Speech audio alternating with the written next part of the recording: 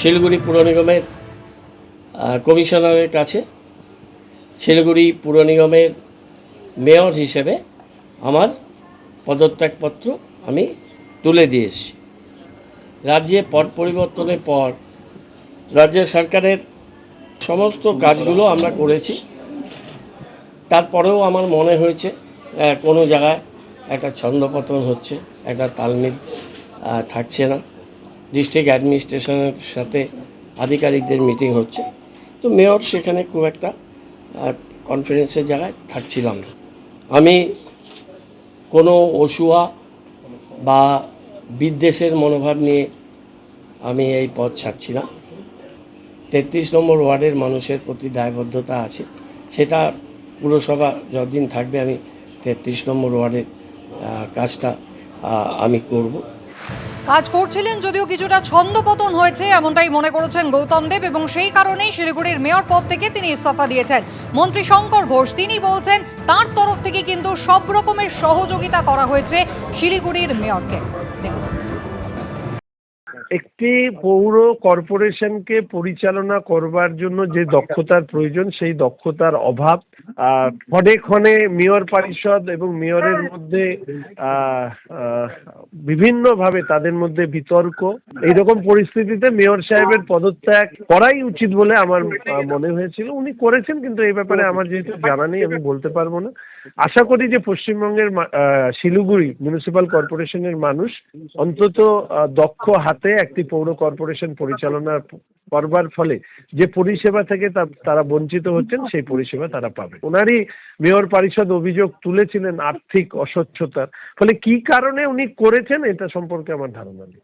যে ব্যক্তি হিসাবে বা মন্ত্রী হিসাবে আমি নির্বাচিত হবার পর, শপথ নেবার পরে ওনাকে সহযোগিতা ছাড়া অন্য কিছু করিনি।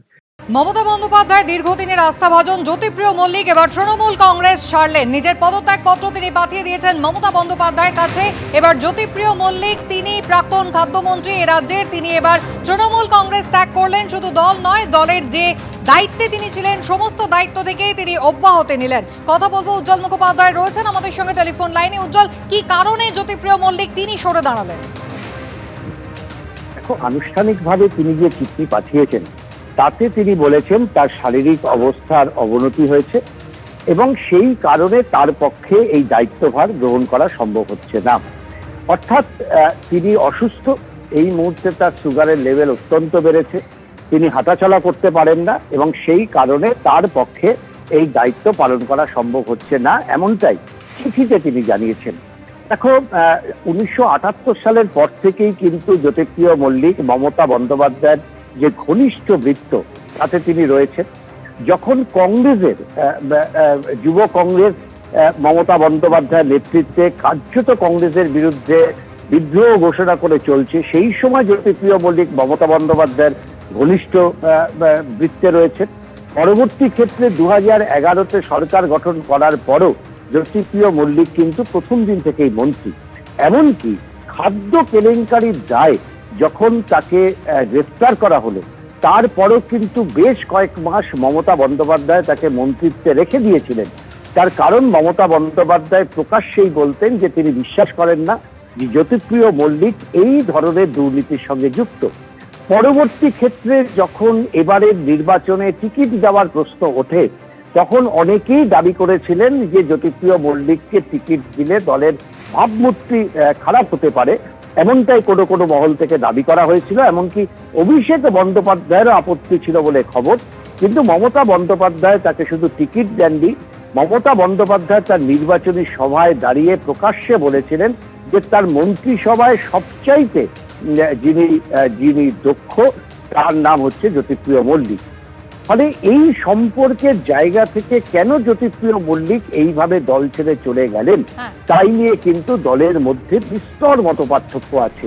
কেউ কেউ মনে করছেন যে যেহেতু দল এখন আর ক্ষমতায় নেই এবং যেভাবে কালীঘাট তৃণমূলকে একের পর এক নেতা কর্মীরা ছেড়ে চলে যাচ্ছে, জ্যোতিপ্রিয় মল্লিকও সেই দলে নাম লেখালেন। কিন্তু জ্যোতিপ্রিয় মল্লিকের নিজের দাবি যে তার শারীরিক সক্ষমতা বা অসুস্থতার কারণেই একেবারেই তাকে জ্যোতিপ্রিয় সিদ্ধান্ত নিতে মল্লিকের হয়েছে। ঠিক কি দাবি? জ্যোতিপ্রিয় মল্লিক বলছেন সদ্যই তাকে ওয়ার্কিং কমিটির দায়িত্ব দিয়েছিলেন মমতা বন্দ্যোপাধ্যায়, কিন্তু অসুস্থতার কারণে সেই দায়িত্ব তিনি পালন করতে পারছেন না, আর তাই এবার তৃণমূল কংগ্রেস ছাড়ার সিদ্ধান্ত নিয়েছেন। কি বলেছেন দেখুন। প্রত্যেকেই জানে, দলও জানে, দলের নেত্রীও জানেন যে আমার শারীরিক কন্ডিশন খুব খারাপ গত 4-5-6 বছর ধরে। দলের কোনো ওয়ার্কিং কমিটি হোক বা বিভিন্ন যে পদ আমাকে দিয়েছিল সেই পদগুলো আমি ছেড়ে দিলাম। আমি থাকতে পারছি না, কারণ আমি দলের কোনো কাজকর্ম থাকতে পারবো না, আমার পক্ষে সম্ভব নয়। তার জন্য পদত্যাগ করেছি, আজকে জানিয়েও দিয়েছি আমি মেল করে। মানে আপনাকে যে নতুন দায়িত্ব দেওয়া হয়েছিল এগুলো, একটাই দায়িত্ব দিয়েছিল ওয়ার্কিং কমিটির মেম্বার হ্যাঁ, দলে। সেক্ষেত্রে কি তৃণমূল কংগ্রেসে আপনি থাকছেন নাকি মানে কোনো দায়িত্ব নিতে পারছেন না? সবই তো ছেড়ে দিলাম, তা থাকলাম কোথায়? আচ্ছা, সবই তো ছেড়ে দিলাম। এখানে কি কোনো মান অভিমানের কোনো বিষয় রয়েছে? আমার কোনো মানবিমানের ব্যাপার নেই। এই কঠিন সময় আমরা দেখেছি যে বেশ কয়েকজন তারা ছেড়েছেন বা দলের মধ্যে বিদ্রোহ ঘোষণা করেছেন। এই বিষয়গুলো আপনি কিভাবে দেখছেন?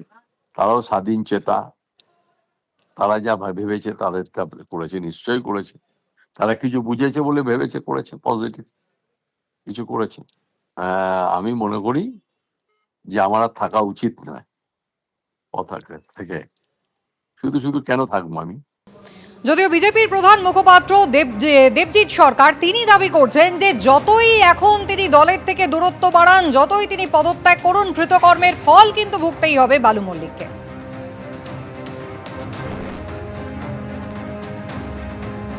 আমার কথা হচ্ছে যে দলটাই তো নেই, তার আবার অব্যাহতির কি আছে? দল যেখানে নেই তার দলীয় পদ, তার অব্যাহতি, এ তো অদ্ভুত কথা। আর দলীয় পদ থেকে অব্যাহতি চাইলেই বা দলের সমস্ত দায়িত্ব থেকে অব্যাহতি চাইলেই কি আপনারা মনে করেন যে সমস্ত কৃতকর্ম তাকে ছেড়ে চলে যাবে? বেআইনি যা কিছু হয়েছে তিনি যে নিয়েই হন না কেন তাকে আইন আমলে আসতে হবে। শারীরিক অসুস্থতার জন্যই তিনি তৃণমূল কংগ্রেস ছাড়ছেন, এমনটাই বললেন জ্যোতিপ্রিয় মল্লিক। যদিও গত মাস দেড়েক আগেই কিন্তু যে বিধানসভা নির্বাচন হলো এ রাজ্যে, সেই বিধানসভা নির্বাচনে হাবড়া বিধানসভা কেন্দ্রে তাকে তৃণমূল কংগ্রেসের প্রার্থী করেছিলেন মমতা বন্দ্যোপাধ্যায় এবং প্রচারে গিয়ে ভূয়সী প্রশংসা করেছিলেন তার এই দীর্ঘদিনের সহকর্মী। বালুর নামে বদনাম দিয়ে বেড়াচ্ছে আমি শুনেছি, হাবড়ার প্রার্থীর নামে। জেনে রাখুন, আমার গভর্নমেন্টে বালু যত ভালো কাজ করেছে এ কেউ করতে পারেনি। ওকে হিংসা করে গ্রেপ্তার করেছিল, কোনো প্রমাণ পাইনি। কেন গ্রেপ্তার করেছিল? কারণ সিপিএমের ওই পচা সিপিএম পার্টির 1.5 কোটি লোকের নাম রেশন কার্ডে ঢুকিয়ে দিয়েছিল। এই চুরিটা ধরেছিল, এই ডাকাতিটা ধরেছিল বালু, তাই ওরা বিজেপিকে দিয়ে বালুর বিরুদ্ধে এটা করিয়েছে। এবিপি আনন্দ, এগিয়ে থাকে, এগিয়ে রাখে।